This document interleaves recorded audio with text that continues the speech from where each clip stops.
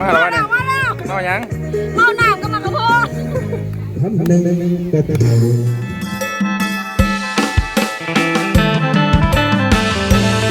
สบายดีตอนเช้า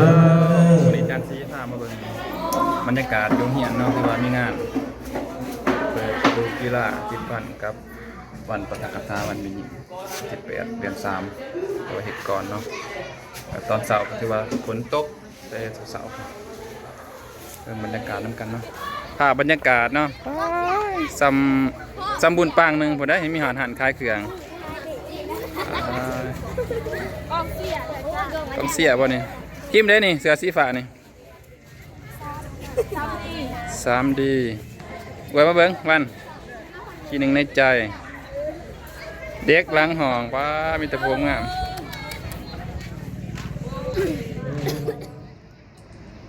ขออนุญาตจากทานประธานขอเฮียนบรรดาทานประธานแขกผู้มีเกียรติทุกทานทั้งทานยิ่งและทานชาติขอแสดงความยินดีต้อนรับบรรดาทานก้าวเข้าสู่การเปิดขบวนกีฬาประจำกีฬาครั้งที่4ขอต้อนรับบรรดาทานเข้าสู่ขบวนการเปิดกีฬาของเพื่อนน้องจบนักประสิทธิ์ยาเป็นทางการ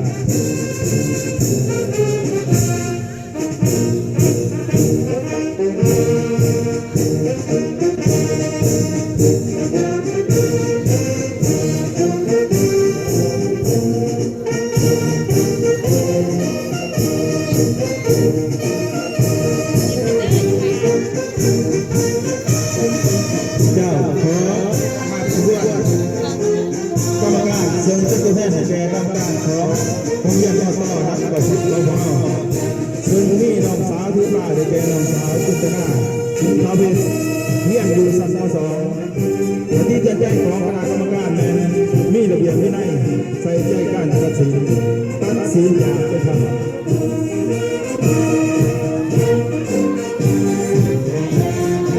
สำหรับต่อไปที่จะทำเพื่อนักกีฬามาเดี๋ยวนี้ซื้อที่เป็นแบบว่าที่ในใจน้องสาวที่บ้านได้แก่น้องสาวมาได้มหาไส้เรียนอยู่ชั้นม.2 มีจำนวนนักกีฬาทั้งหมด29 คนมี14 คนในงานทรงนักกีฬาเขารวมทั้งหมดอยู่3 ประเภทแต่แก่บ้านเตะบ้านทรงก่อหายทรงนิจาพัฒนาใส่ยาวเป็นผู้ฝึกคำขวัญประจำมาเด็กคือกีฬาถ้าให้ชีวิตสดใสห่างไกลจากยาเสพติดเจ้าลำดับต่อไปแมนที่ต้อนรับผู้ร่วมนักกีฬาหมายเลข 2นางสาวตุ้ยป้าแต่แก่นางสาวนิ่มวงคำหานเรียนอยู่ชั้นม.3 ซึ่งมีทัพนักกีฬาเขารวมอยู่32 น.ยิ่ง17 น.ในนั้นทรงกีฬาเขารวมอยู่4 ประเภทแต่แก่บ้านเตะบ้านทรงเฟตันกระเตาซึ่งมีอาจารย์ดวงใจสมบูรณ์เป็นผู้ฝึกคำขวัญประจำมาเลยแต่แก่ไส้สนาผู้ยิ่งใหญ่ผู้นำใจนักกีฬา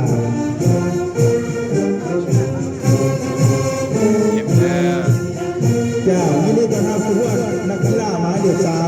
3ซึ่งน้องสาวที่บ้านเนี่ยน้องสาวตำบลแก้วศรีพันแสงเรียนอยู่ชั้นม.3 มีนักกีฬาเขารวมทั้งหมดอยู่33 น้องนิ่มชิบุกน้องในงานทรงนักกีฬาเขารวมอยู่3 ประเภท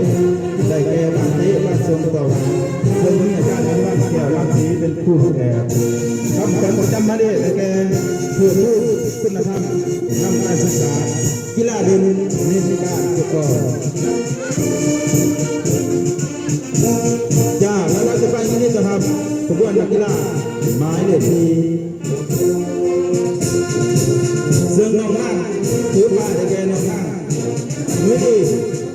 เยี่ยมอยู่ชั้นม.1มีนักกีฬาเขารวมทั้งหมดอยู่33 น.ยิ่ง15 น.ในนั้นทรงนักกีฬาเขารวมอยู่4 ประเภทแต่แกบ้านเตะบ้านทรงและถวายทรงมีอาจารย์สุภาชัยคำถาวงศาทุกๆมีคำขวัญประจำรายเลขแต่แกเสียเรือให้กีฬาผู้เกิดเสียนักกีฬาให้ยาเสพติดจ้าสำหรับการเดินของสื่อสารของน้องๆนักเรียนใจได้สุดๆเป็นที่เรียบร้อยแล้ว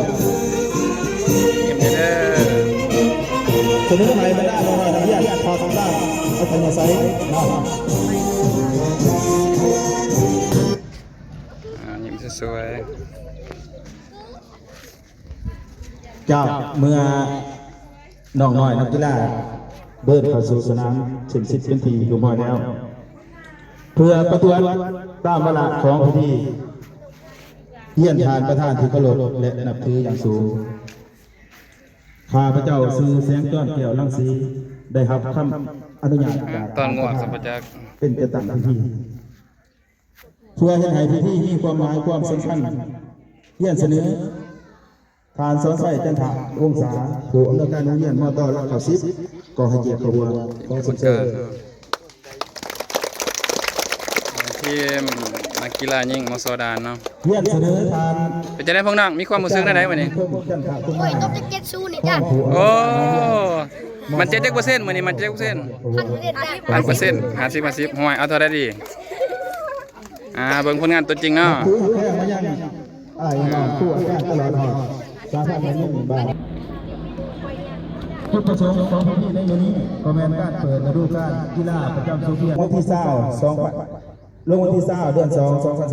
2016ขอตกลงของผู้อำนวยการ ยินดีต้อนรับเด้อสาพันธ์มายิงบัลลักกะซีเชิญพี่ตา 2ทางหน้าโบเก้สมเด็จทิศทับทุกสอบหมายเลข2ชื่อที่ม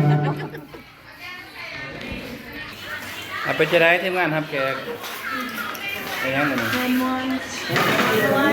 พี่กาแฟมีวันที่ เจบ้าน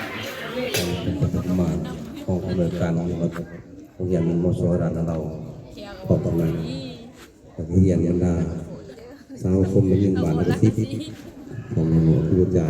ข้าวโพดแซ่โปรโมทให้ก่อนข้าวโพดแซ่บัลลักกะซีเด้อเขามีต่อยไกลไปไกลมาอุดหนุนหน่อยเด้อ ไปซ้อมเพลงโปรโมทไว้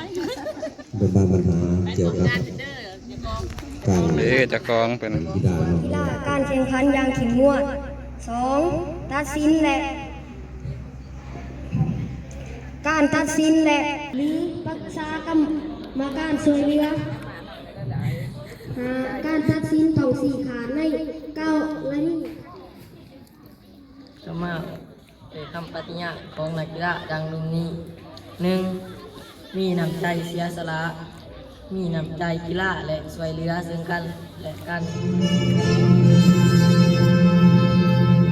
ใบเว้ยตอนข่าวเนี่ย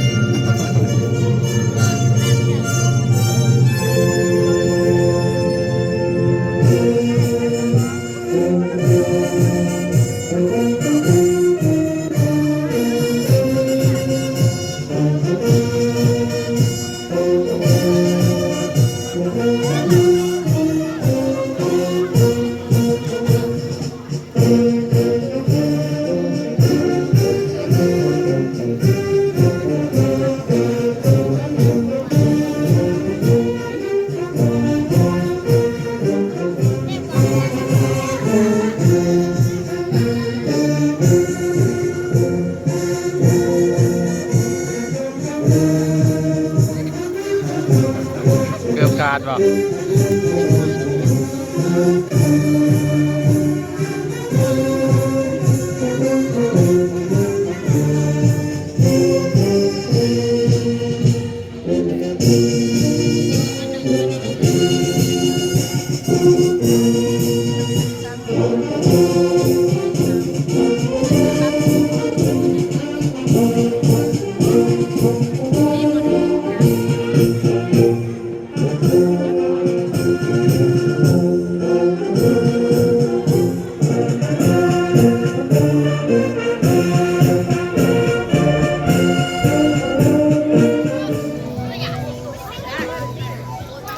มาสัมผัสอีกเทือกกันเนาะพกความมั่นใจมาเท่าไรทีมดานนี่ ฮะ20% ขาดไม้วันนี้จักประตูพวกน้อง ลาได้ชุดจาน ตอนแรกก็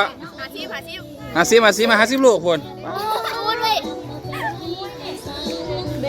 ทีมละ9ฮะพกความมั่นใจจักเปอร์เซ็นต์มื้อนี้ 2% ตายมาสิได้กินบาทนี้กีฬาคำนำเด้อ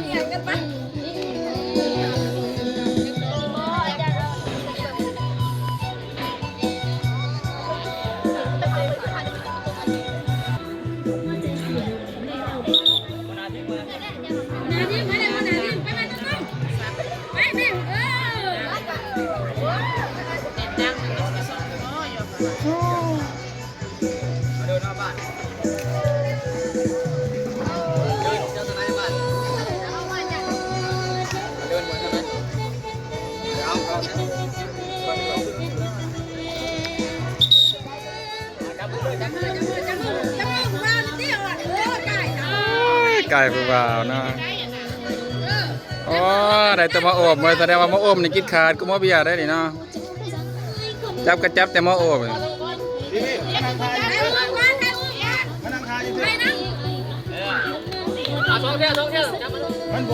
ห็นส้มเสยส้มเสยแล้วก็ซิบคือบอแล้วก็ซิบเมาหยัง เมาหนาวก็มากระโพด ทำหนึ่งแต่